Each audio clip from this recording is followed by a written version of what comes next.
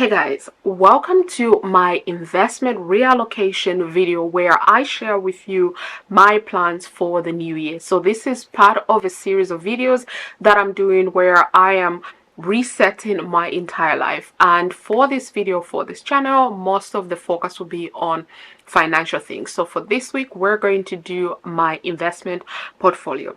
I have my trusted notepad here where I wrote down my reallocation back in December of 2022, and then I have my trusted laptop here where I just logged into my Vanguard portfolio, where I'll be doing a screen record of my current portfolio and the allocations that are in there. So what I'm going to be doing is I'm going to be doing a screen record and also reading off some numbers here for the holdings that I had at the time when I was writing my reallocation down. So I do an annual reallocation look into my investments, which just means that for the new year, I decide in December what funds or what stocks I want to focus on in the new year. This year, my major focus was in the FTSE UK and also the FTSE Global. These are the two funds that I focused on, and any additional income that went to my investments, I would then send that to my S&P 500. So what I'm going to do now is I'm going to start my screen record now, and we're going to start off first with my ISA. So with my ISA, the investments that I have are still the same as the ones that I had last year. I haven't made any changes whatsoever. So last year I had the FTSE UK Equity Income Index Fund accumulation, that's still there. FTSE Emerging Markets is there. FTSE All World High Dividend, it's still there. FTSE Global and S&P 500, all of them are still there. Now here is where the differences come in. So the current value at the time when I wrote things down for the FTSE UK was £4,027.74. We can see here, because I've been religiously putting money in every single month into this fund, I am now at 5,399.15 pence towards this fund. Then for the emerging markets, the current value in December last year was 1,924.78 pence. I'm currently at 2,265. And again, this one has had barely any contributions to it, and we'll look into each of these funds individually. But this fund has spent more time in red than it has in green, which is fine by me because I'm a long-term investor. So then we move to the All World High Dividend Yield Fund. This one I had at 2,801.11 pence. I'm currently at 3,251 pence. Global All Cap, FTSE Global All Cap Index was at 5,723.22 pence. It is currently at 7,813.58 pence. S&P 500 was at 4,398.54 pence. It is currently at 5,354.96 pence. And in terms of the weight in this portfolio, because obviously I haven't changed any of the holdings that I have, FTSE UK was 21%. It's currently 22%. Emerging markets was 10%. Then it's now 9%. High yield was 14%. It's now 13%. FTSE Global was at 30, it's now 32, and S&P 500 was 23, it's now 22. So these are the changes that have happened currently with my portfolio, and once the money that I invested only a couple of days ago is distributed to the two funds, the FTSE All Cap, Global All Cap and the UK Equity, then obviously these distributions will change. And I'm not sure if by the time I'm editing this video, if I'll be able to actually include the actual weights once the money has been distributed. But if not, then it's fine as well. I always try to set myself goals of where I want these holdings to be at in the portfolio itself. FTSE UK, I wanted it to be at 20%, so I did want it to go down, but instead it went up. But then again, thinking about it, I was contributing to it, so what was I expecting? Like, right? So yeah, and then I still wanted the emerging markets to only be 10% of my entire portfolio. I wanted my all world to be at least 14%. I wanted to be 30%, which I was at anyway at that time, for my portfolio, and then 25% for S&P 500.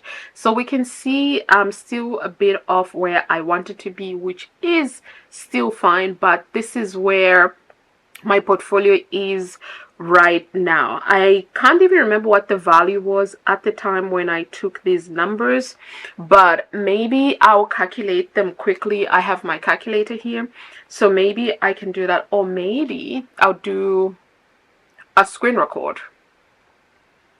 Okay, yeah, we'll do a screen record on my mobile. So let us do that. So I was at 40, 27, 74 plus 19, 24, 78 plus 28, 01, 11 plus 5, 7, 2, 3.22 plus 4, 3, 98.54. So I was at 18,875 and 39 pence as of the time I recorded the numbers back in December last year. I'm currently at 24,168 and 94 pence, which is a difference of, let me do 24 minus 24, 168.94. This is a difference of over 5,293 and 55 pence. In the last 12 months, I contribute religiously £200, but I may have added more than that. So I want to say if I've contributed a minimum of 2,400 across the year. Yeah, was it £200? Yes, across the year, and then some additional here and there, plus the dividend that some of these holdings make. So but it still looks like I have had a growth in my portfolio. I mean, that's what it looks like, and I'm happy with that. Maybe I can also double check if I am actually correct. Let me just look at it from last year, from a year ago. So yeah, today's the 18th. So yeah, so I was at, oh, I should stop recording. I was at 18,000 then, and I'm at 24. So the growth I've seen is over 2,238 and 37 pence. I contributed over £3,000, which is great. And then looking at this, if I just move this a little bit in, you can see that my personal rate of return is 10.92%. So obviously this is just my personal rate of return. It only looks at the contributions that I've made together with the market growth. So this is not the annual rate of return, just my personal rate of return. So this is what my portfolio was looking like then. Now I'm going to go into my SIP, which is my pension. With my pension, this was at 12,122 and 60 pence. It is currently at 14,477 and 99 pence. So for this, 14,477.99 minus 12,122.60 equals 2,355 and 39 pence. I have contributed 1,200 to this. The government has then added in, for every £100 I've put in £25. So I still see growth with this portfolio as well, and the holding is just the target retirement 2045. So if we go back and just look at it from the last 12 months, yes, there's been at least a growth of 1,296 and 7 pence, and my personal rate of return is 10.54 for the SIP as well. So not bad. Again, personal rate of return, not the annual rate of return. So this is what my portfolio for with Vanguard has looked at. I haven't really spent much time looking at my legal and general, but I can say that with my legal and general, back in December last year, I was at 23,422 and 7 pence, and right now I know I'm at 41,000 with this. So this has been a great increase in this portfolio, purely because I sacrificed my income but also my bonus as well. So I can see where obviously all of the growth might have come from. I've made a lot of contributions towards my legal and general pension that I have, that my employer matches. So yeah, it's, you know, obviously I'm not blind to the fact that some of the growth is coming from the fact that I am also contributing, my employer is contributing. But I was at 23 last year, and I am currently at, I'm just logging into my portfolio so I can have a look right now at the time of recording, and then I will see if I can do a screen shot, because I'm not going to do a screen record because there's just way too many things that I need to hide, and I honestly don't have the energy for that. But it's current, oh my god, it went up, oh my gosh, it's currently at 42,736 and 60 pence at the time of filming this video. This is crazy, you guys. So I'm gonna do another screen record and let's see. So I'm currently at 42,733 and 60 pence minus where I was last year, 23,422 and 7 pence, equal, oh my god, you guys, it's over 19,000. Over 19,000 pounds is the difference. This is crazy. And I still have one more contribution, because even though I get paid earlier in the month, they don't contribute to my pension until end of the month. The last contribution was on the 29th of November, and I still have one more contribution, which I know will be over 1,200 contributed. So you guys, I might be closing 2023 with at least 44 to 45,000 in this portfolio. Like, oh my god, this is absolutely crazy. I mean, I'm glad to see this, but yeah, let's just put a pin in this one, because this is absolutely crazy. But for my reallocation of my Vanguard holdings, for that one, so for, let me just take a step back, because as you can see, I'm bubbling because I'm very excited about these numbers. But with legal and general, I'm not really making any changes. I now have a new job with a pay rise, so my contributions have gone up to what I used to previously have with this portfolio. I used to contribute together with my employer just under, I think, £1,000.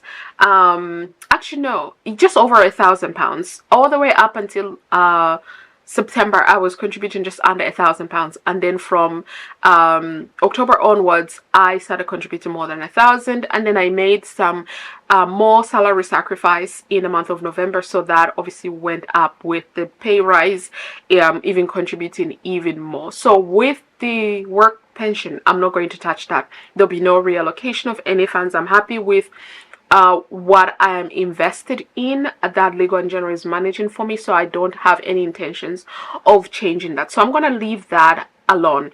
Same thing with my Vanguard pension. I'm still going to be investing in Target 2045 fund. I'm not going to make any changes. I have no intentions of making any changes when it comes to my portfolio there, so that is all fine.